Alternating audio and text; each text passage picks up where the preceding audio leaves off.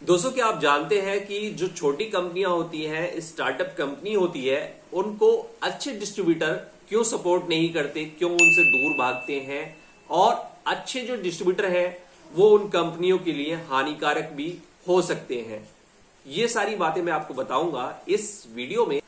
अगर आपको ये पूरे क्वेश्चन का जवाब सुनना है तो सबसे पहले आपको जानना होगा कि बड़े डिस्ट्रीब्यूटर या गुड डिस्ट्रीब्यूटर, अच्छे डिस्ट्रीब्यूटर क्या होते हैं। गुड डिस्ट्रीब्यूटर वो होते हैं, अच्छे बड़े डिस्ट्रीब्यूटर वो होते हैं जिनका नेटवर्क अच्छा होता है, इसीलिए इनको एक अच्छा डिस्ट्रीब्यूटर माना जाता है। नेटवर्क का मतलब ये होता है कि इनकी कवरेज अच्छी होती है और उस पूरे एरिया में, जो भी इनका एरिया होता है, उसमें ज्यादा से ज्यादा रिटेलर, होलसेलर और छोटे छोटे जो शॉप होती हैं वो इनसे जुड़ी हुई होती है, डायरेक्टली और इनडायरेक्टली।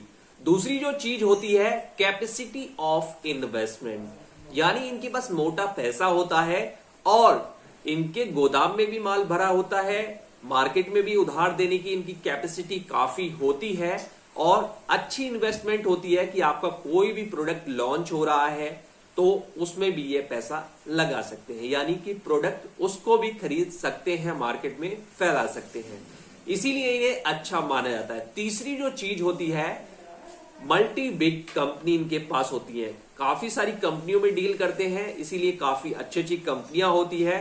उन कंपनियों के टारगेट भी बड़े होते हैं, इन्वेस्टमेंट भी ज्यादा करनी पड़ती है, इनको गोदाम भी लेना होता है अपने प्रोडक्ट रखने के लिए। इसके बाद इनको एम्प्लॉय भी रखने होते हैं, क्योंकि ये अकेले तो काम कर नहीं पाएंगे, तो काफी सारे एम्प्लॉय भी रखते हैं। और ट्रांसपोर्टेशन का जो साधन होता है, जैसे कि ऑटो रिक्शा हो गया, ई रिक्शा हो गया या टेम्पो हो गया, इस तरह की चीजें भी ये खुद का रखते हैं, जहां पर खर्चा भी होता है। चौथी जो चीज है कि इनको बड़ा इन्वेस्टमेंट करने की एक्सपीरियंस होता है, लेकिन इसका एक ड्रॉबैक भी है, इनको ज्यादा बड़ा प्रॉफिट कमाने का भी चस्का होता है, क्योंकि बड़ी इन्वेस्टमेंट में बड़ा प्रॉफिट भी होने वाला। इनकी आरओआई भी अच्छी होती है। तो आपने जान लिया कि गुड डिस्ट्रीब्यूटर यानी एक अच्छा डिस्ट्रीब्यूटर क्या है।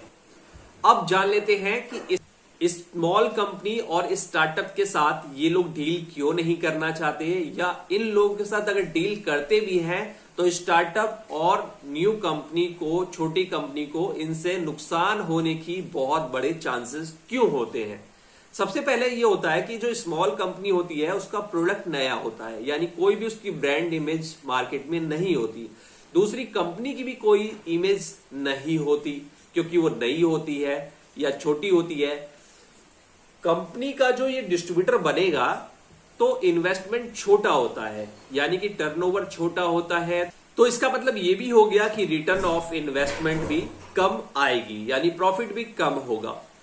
अब यहां पर दिक्कत ये आती है कि बड़े डिस्ट्रीब्यूटर का ट्रांसपोर्टेशन का भी खर्चा है, एम्प्लॉय भी उसने रख रखे हैं, गोदाम भी ले रखा है और उसे बड़े टारगेट का चस्का है। तो अगर वो भूल से छोटी कंपनी को ले भी लेता है, स्टार्टअप को ले भी लेता है, तो वहां से वो प्रॉफिट उसको नहीं मिलता, उसके खर्चे नहीं निकलते, इसलिए अगर वो ले लेता है तो भी अच्छी तरह से काम नहीं कर पाता। तीसरा जो छोटी कंपनी और स्टार्टअप का ड्रॉबैक होता है, ये होता है छोटी कंपनियों की जो सेल्स टीम होती है वो कभी कंप्लीट नहीं होती, बहुत जल्दी जल्दी चेंज होती है और हमेशा लोग आते और जाते रहते हैं, और वो गलत काफी बार कमिटमेंट भी कर लेते हैं, जिससे नेटवर्क कई जगह बिगड़ जाता है।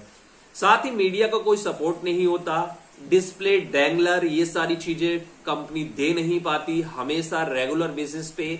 और साथ ही साथ इंसेंटिव प्लान अच्छे नहीं होते, या इंसेंटिव प्लान ऐसे होते हैं जो अचीवेबल नहीं होते, यानी जानबूझ के ऐसे इंसेंटिव प्लान बनाए जाते हैं कि उतना अचीव करना किसी भी रिटेलर, डिस्ट्रीब्यूटर के लिए अच्छा नहीं होता, उतनी झंझट में डिस्ट्रीब्यूटर पड़ना नहीं चाहता।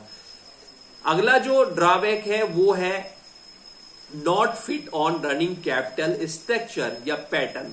इसका मतलब ये है कि जो बड़े डिस्ट्रीब्यूटर हैं उनका पैसा तेजी से घूमता है, यानी मार्केट में वो ज्यादा कवर करते हैं, उधार भी देते हैं, लेकिन पैसे का जो रोटेशन है वो बना रहता है फास्ट, क्योंकि कंपनी उनके पास सब बड़ी बड़ी होती है, अच्छी होती है, उनका माल बिकता है, एडवर्टीजमेंट आती है, तो दुकानदार उसको बेच के और फटाफट पैसे देता है और अगला ऑर्डर लगा देता है।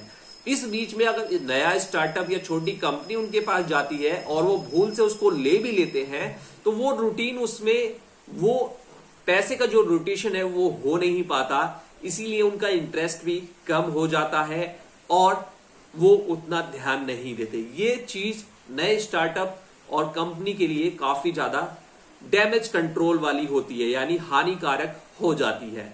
सेल्स टीम हमेशा आती जाती रहती है, बहुत ज्यादा इंटरेस्ट होता नहीं है, और छोटी कंपनी और स्टार्टअप के साथ काम करने वाले एम्प्लॉइयों को मैनेजमेंट से काफी शिकायतें भी होती है, क्योंकि प्रोडक्ट नया होता है, पैकिंग में दिक्कतें आती हैं, प्रोडक्ट में दिक्कतें आती हैं, क्वालिटी में दिक्कतें आती हैं और ट्रांसपोर्टेशन में दिक्कतें आती हैं, क्योंकि हर चीज नई होती है, कंपनी भी सीख रही होती है, उसका मैनेजमेंट भी कम खर्चे में अच्छा करने की कोशिश कर रहा होता है। तो इन सब से सेल्स टीम और मैनेजमेंट के बीच में काफी खटपट होती रहती है, जिसका असर सेल्स टीम के टारगेट पे पड़ता है और उनको हरासमेंट किया जाता है। उसकी वजह से वो लोग भी छोड़ छोड़ के निकल लेते हैं या कहीं दूसरी जगह भी अप्लाई करते रहते हैं और बहुत ज्यादा मन लगा के काम भी करने का मोटिवेशन नहीं रह जाता। इसीलिए जो बड़ी कंपनियां हैं, जो बड़े डिस्ट्रीब्यूटर हैं, वो नए स्टार्टअप छोटी कंपनियों को लेना नहीं चाहते, मजबूरी में लेते हैं, या उनके पास कोई कंपनी चली जाती है, काम कम होता है, एम्प्लॉय के खर्चे निकालने होते हैं, ट्रांसपोर्टेशन के खर्चे निकालने होते हैं, इस वजह से ले लेती हैं। और उस कंडीशन में वो कुछ दिन अच्छा काम करते हैं, जैसे ही कोई बड़ी कंपनी उनके पास आती है, दूसरे कंपनियों का ऑफर आता है डिस्ट्रीब्यूशन के लिए, तो उनका इंटरेस्ट कम हो जाता है। तो मेरी एक ही सलाह रहती है और मैंने भी इसको किया है कि भाई जैसे कैटेगरी के आप हो, वैसे कैटेगरी के लोगों से आपको थोड़ा सा दोस्ती करनी चाहिए। वहां पर नुकसान होने की संभावना कम रहती है और फायदा होने की भी संभावना थोड़ी सी कम रहती है। लेकिन यह है कि आपका प्रोडक्ट जैसे जैसे रनिंग में आ जाएगा, आप अपने डिस्ट्रीब्यूटर को और हाई स्टैंडर्ड बना सकते हैं।